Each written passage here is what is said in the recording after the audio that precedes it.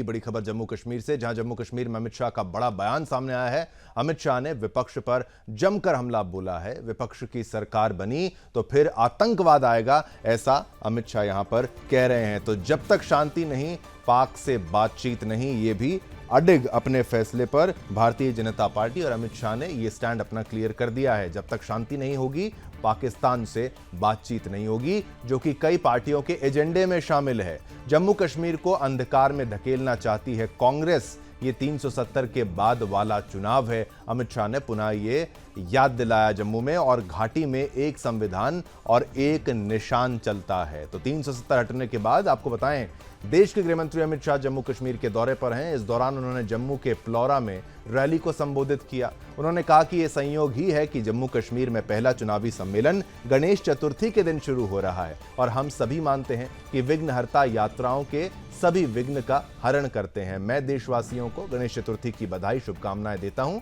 सभी देशवासियों को पर्युषण पर्व की बहुत बहुत शुभकामनाएं देता हूं। केंद्रीय गृह मंत्री अमित शाह ने राहुल गांधी के बयान पर पलटवार किया। अमित शाह ने कहा, राहुल गांधी कहते हैं कि वे जम्मू कश्मीर को राज्य का दर्जा देंगे। क्या उनके पास ऐसा करने की शक्ति है? भाइयों बहनों, आप ये मानकर चलिए कि आने वाला चुनाव एक ऐतिहासिक चुनाव है। जब से देश आजाद हुआ, पहली बार जम्मू कश्मीर का मतदाता 2 झंडे नहीं, एक तिरंगे के नीचे अपना मतदान करेगा।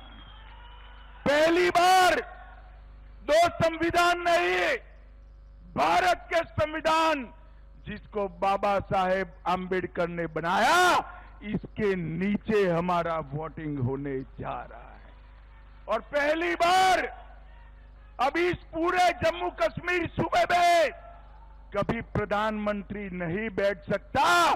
प्रधानमंत्री एक ही होता है जो कश्मीर से कन्याकुमारी की जनता जिसको चुन कर भेजती है, और वो हमारे प्रिय नेता नरेंद्र मोदी जी है। नरेंद्र मोदी। भाइयों बहनों, मोदी जी की सरकार आई, आतंकवाद को पैसा देने वालों पर तबाही आई, जेल में डाल दिए।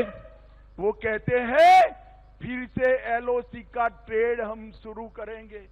एलओसी का ट्रेड शुरू होगा तो उसका मुनाफा किसके पास जाएगा? जोर से बोलो।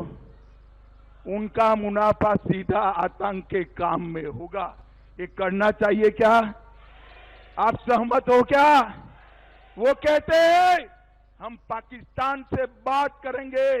आज मैं कहकर जाता हूं, जब तक शांति नहीं होती, पाकिस्तान से कोई बात नहीं होगी।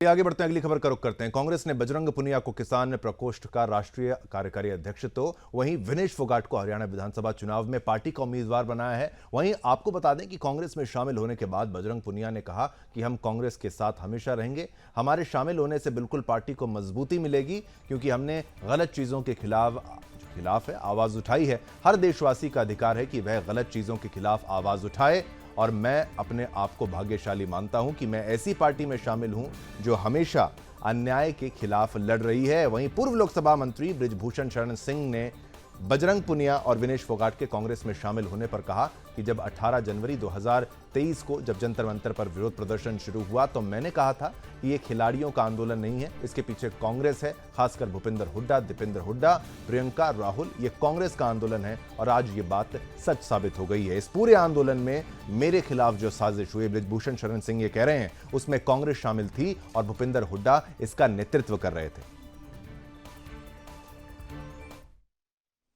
ये कांग्रेस का देखिए, बिल्कुल एक एक वो बोलते ना, एक एक आदमी जुड़ता जाता तो मजबूती होती जाती है, और बिल्कुल मिलेगी। क्योंकि हम पिछले कितने आंदोलन, चाहे किसान आंदोलन हो, खिलाड़ियों का आंदोलन हो, या फिर अग्निवीर योजना हो, तो हर जो गलत चीजें हो रही हैं उनके खिलाफ आवाज उठाना वो हर देशवासी का अधिकार है। और मैं अपने आप को धन्यवाद भाग्यशाली मानता हूँ कि भाई हम ऐसी पार्टी के साथ खड़े हुए हैं जो हमेशा अन्याय के खिलाफ लड़ाई लड़ रही है। 18 जनवरी को जब जंतर मंतर पर 2023 में धरना प्रारंभ हुआ था, तो मैंने पहले दिन कहा था कि ये खिलाड़ियों का आंदोलन नहीं है, इसके पीछे कांग्रेस है। विशेष करके भूपेंद्र हुड्डा, दीपेंद्र हुड्डा, प्रियंका जी, राहुल जी, ये कांग्रेस का आंदोलन है। और आज ये बात सच साबित हुई कि इस पूरे आंदोलन में या हमारे खिलाफ जो षड्यंत्र हुआ, इसमें कांग्रेस शामिल थी और जिसको लीड भूपेंद्र हुड्डा कर रहे थे। 18 जनवरी को जब जंतर मंतर पर 2023 में धरना प्रारंभ हुआ था, तो मैंने पहले दिन कहा था कि ये खिलाड़ियों का आंदोलन नहीं है, इसके पीछे कांग्रेस है। विशेष करके भूपेंद्र हुड्डा, दीपेंद्र हुड्डा, प्रियंका जी, राहुल जी, ये कांग्रेस का आंदोलन है। और आज ये बात सच साबित हुई कि इस पूरे आंदोलन में या हमारे खिलाफ जो षड्यंत्र हुआ, इसमें कांग्रेस शामिल थी और जिसको लीड भूपेंद्र हुड्डा कर रहे थे। 18 जनवरी को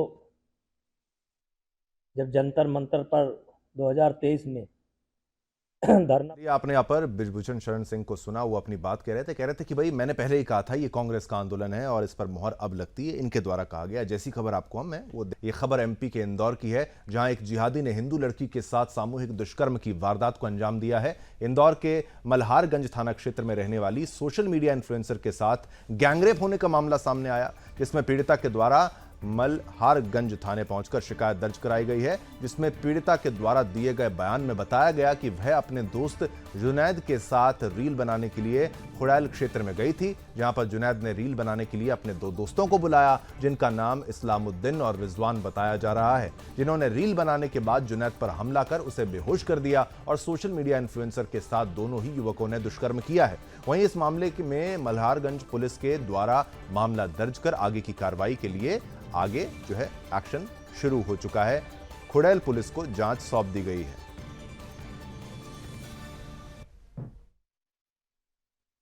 देखिए, मल्हारगंज थाना क्षेत्र में कल रात्रि की एक घटना है जहां पे रील बनाने को लेके एक फरियादिया द्वारा थाने पे आके बताया गया कि रील बनाने के चक्कर में कुछ लड़कों द्वारा उनको लेके गए एक जगह पे, वहां पे जाके उनके साथ गलत काम किया। तत्पश्चात पुलिस ने मल्हारगंज थाने में इसमें एफआईआर पंजीबद्ध की। चलिए, इसी खबर पर और जानकारी देने के लिए हमारे साथ एमपी के ब्यूरो चीफ रामस्वरूप शर्मा जी हमारे साथ इस वक्त है। राम जी, आप ये बताइए कि इस पूरे मामले में कितना एक्शन हो चुका है और ये इनकी इतनी हिम्मत कैसे हो जाती है कि भाई रील बनाने के बहाने इन्होंने बलात्कार तो कर ही दिया, एक्शन के साथ क्या कुछ हुआ है? राम जी, क्या आप मेरी आवाज सुन पा रहे हैं?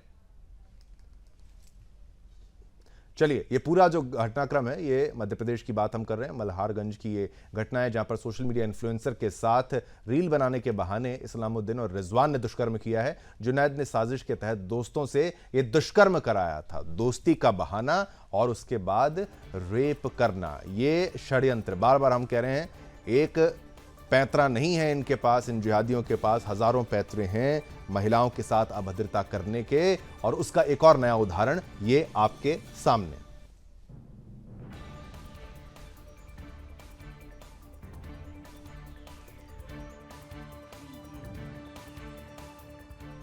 चलिए, इसी पर और जानकारी देने के लिए हमारे साथ रामस्वरूप शर्मा जी इस वक्त फिर जुड़ चुके हैं। राम जी, आप इस पूरी घटनाक्रम पर नजर बनाए हुए हैं, क्या अपडेट्स हैं और मामले में क्या कुछ नया है? कैसे दोस्त बनकर इन्होंने भेड़िया वाली हरकत करी है? अपडेट्स क्या हैं?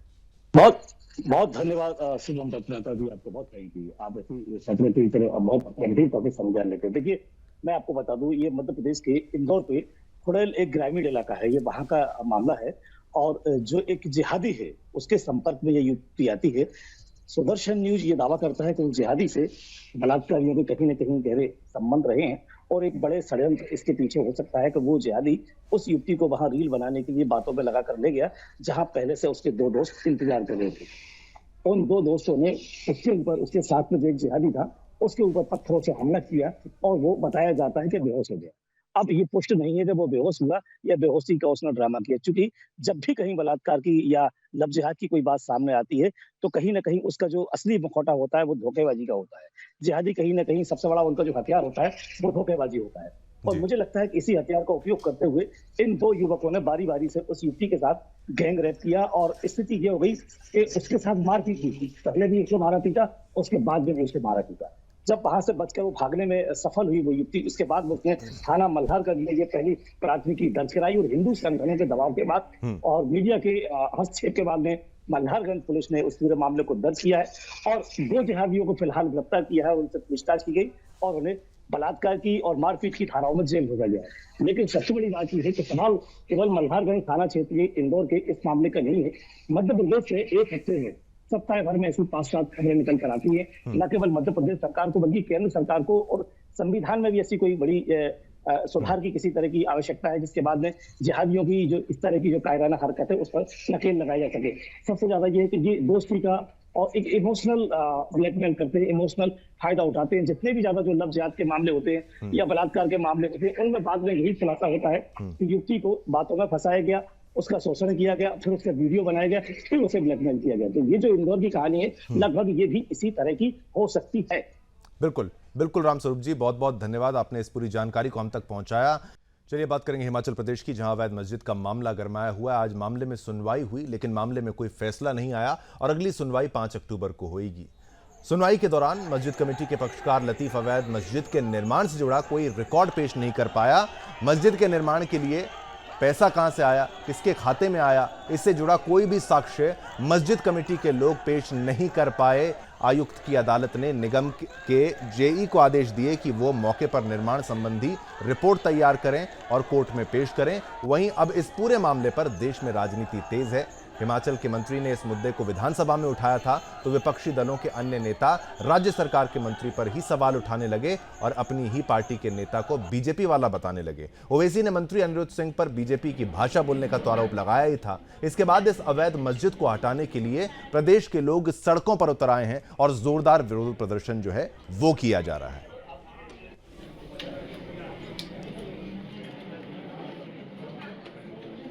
मौके के ऊपर जाके रिपोर्ट देंगे कि आज की तारीख में प्रॉपर्टी का क्या स्टेटस है। नहीं सर, 1947 से जो केस चला आ रहा था उसके मुताबिक क्या जो 2 बिल्डिंग फ्लोर है वो क्या लीगल है, क्या बोला गया? नहीं, मस्जिद की बात हो रही है। मस्जिद वक्फ बोर्ड की प्रॉपर्टी है 1947 से लेकर के अब तक। लेकिन इसके जो 2 एक मिनट रुकना, तो इशू क्या है? इशू क्या है?